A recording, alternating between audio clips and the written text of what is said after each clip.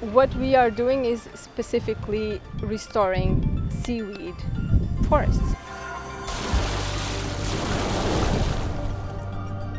Seaweed forests are as important as land forests because they also take up carbon, they clean up the water around because they sequester nutrients, and they also provide habitat for a huge biodiversity of species.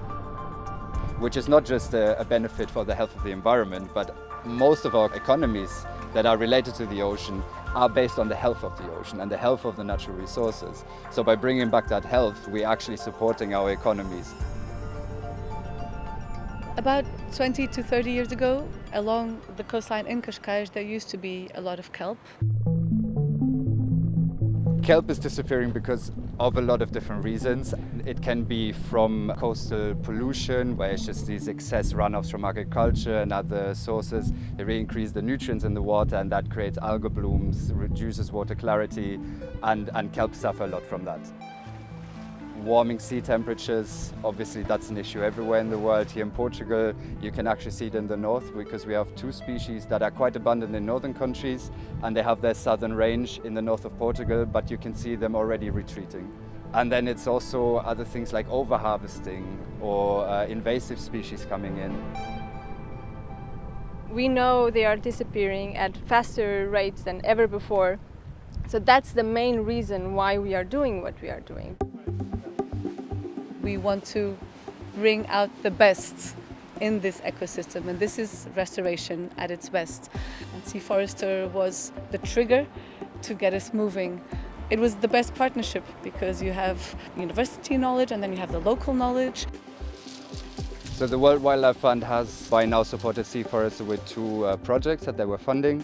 So that initial project was called the Blue Front Yard project, and there we were really looking at SeaForester's approach to do restoration. So the same way as you manage your forest, your green spaces, your parks on land, you should do it for the ocean in the same way. The second project we got funded was really to look at the restoration technique itself. And it's a quite simple and easy idea. You just seed on a stone. You cultivate that in your nursery for around 2, 3, maximum 4 months before it's deployed at sea. We don't need specialized people to implement it. Everyone can grab the stones and deploy it from the boat. We don't need specialized divers to do it. So it's the technique that we think it will make the difference to go big. With this kind of method, we're facilitating facilities for the local community. At the same time, we will provide training that even they can take over these activities and become kind of the own guardians of their own Blue Front Yards. So we're helping to initiate projects, implementing it, giving the training, but then in the end, it's really then for that local community to take this forward in the future. The next challenge now is to scale. We want to have hectares of kelp.